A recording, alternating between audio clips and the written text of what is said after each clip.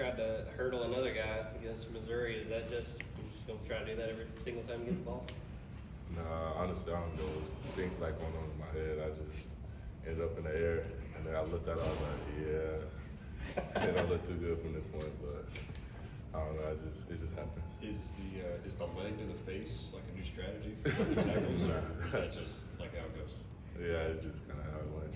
Have the coaches said anything about you trying to hurdle them? Are they saying, hey man, stay on the ground, we need to keep you healthy, or are they comfortable with you getting up in the air? Yeah, it's coaches, friends, people like that. They know what my previous injury. They'll just be smart with it and just go from there. Do you think the fact that those guys are diving at your legs probably encourages you to try and jump over them, knowing they're going to go low so often? Yeah, I feel like that a lot. So that's just kind of how I move with the hand. And then the other big collision you caused on the field where literally you sent two guys bouncing backwards. Walk me through that play and what you saw, and then see them on the ground when you get up. I just ran my route, and it was a guy trailing on me. So at the ball, I just went for the ball, and I didn't even see him. It just happened. Like, I'm thinking no safety was over there. I'm like, oh, this touchdown, because I had my guy behind me. So, man, as soon as I caught it and turned my head, it was like, okay, wow. You mentioned that injury that you had earlier, the previous ones. Obviously you're spending a lot of time with the trainers, but does Georgia have like a support staff that you spend time with, to work with your mental side of recovering from an injury? Yeah. Drew, he does a great job with, talking to us and talking to us about just real life stuff or personal stuff or anything that's like on our minds, and he just kind of helps and clear our minds with that stuff and try to keep ball and personal stuff.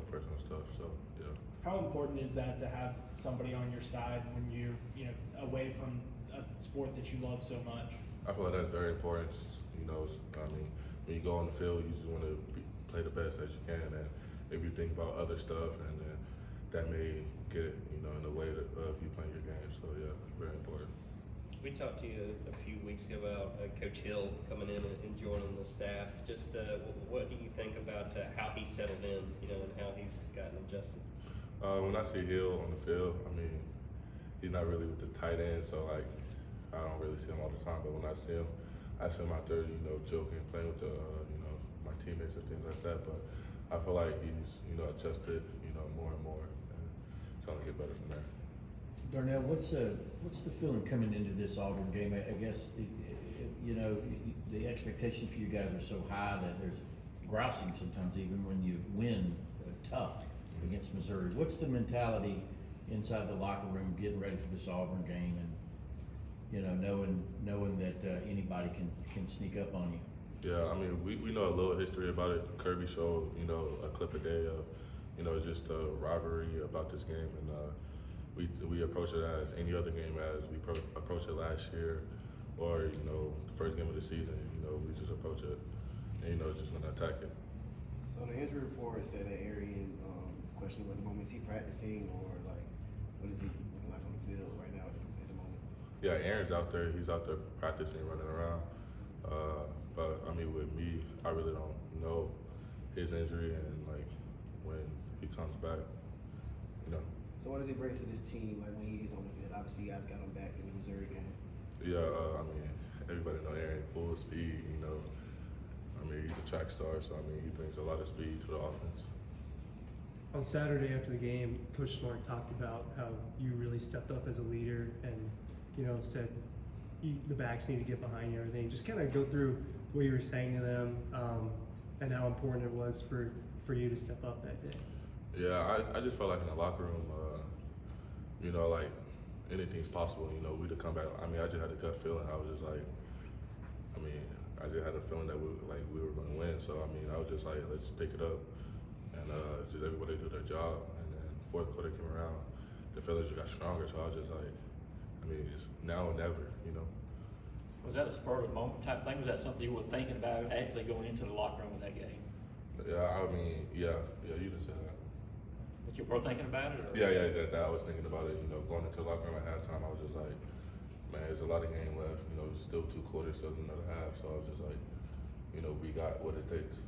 What'd you learn from your teammates, being able to come back like that? that I mean we're not quitters. You know, most teams they get down 2 or 3 possessions and they'll just be like, man, we lost. Like, you know, ain't no way. But you know, I look at the defensive guys in their eyes before they went out and took the field.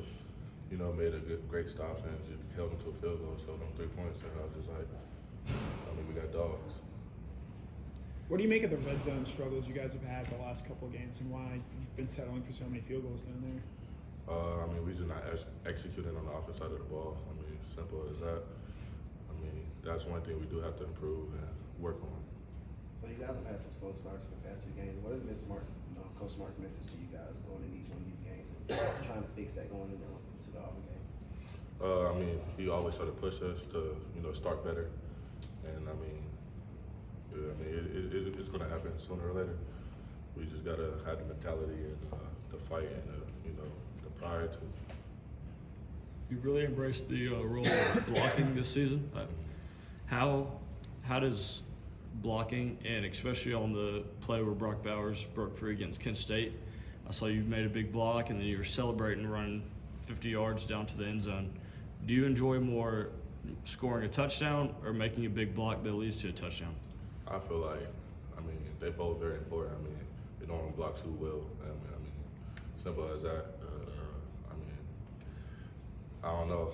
Scoring touchdowns is a fun feeling, but also springing one, you know, with the lead block is also another thing. Because I mean, nothing goes unrecognized. So. You're always putting guys in the dirt. Do you have a pancake count? Amount of guys you put in the dirt? No, I actually don't. I just live life and just play the game to the fullest.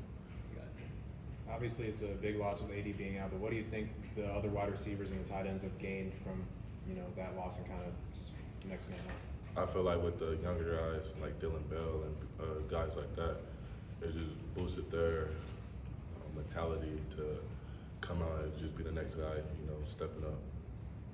And speaking of like adversity and stuff, you guys have obviously ended games in different ways that people didn't expect. But what do you think that you guys have gained with winning games in different ways, not just blowing people out? I feel like it's just, you know, battle test us, you know, in many ways, and I mean, it just helped the team and it just shows the team that like anything's possible.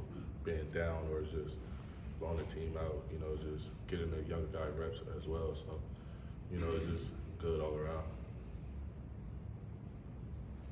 You guys feel humbled losing the #1 spot? I mean, me personally, I don't really pay attention to the rankings or things like that, but I feel like most guys on the team, yeah.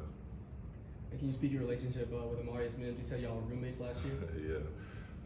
Me and Mims, we go way back since high school, you know, the football camps, things like that. He's a funny guy, and he's like another brother to me.